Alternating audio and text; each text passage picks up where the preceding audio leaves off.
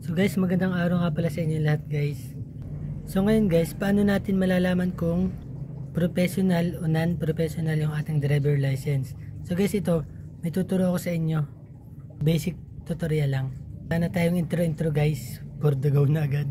So guys, kung mapapansin nyo, driver license. Kung dati nakalagay dyan, non-professional, tapos professional, yun yung nakalagay dyan dati.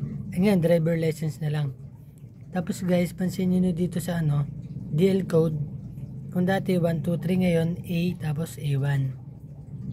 Tapos guys, yung niya, expiration, pang 10 years.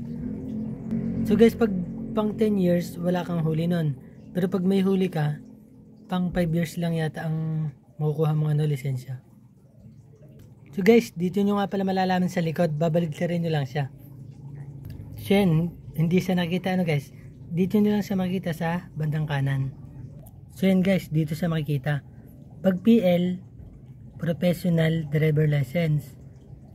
Tapos yung MT, Manual Transmission. O kaya automatic, dala na siguro.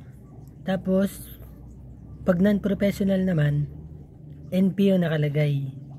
So yan guys, ganun lang para malaman. So guys, sana nakatulong itong short video natin. Thank you. Bye bye.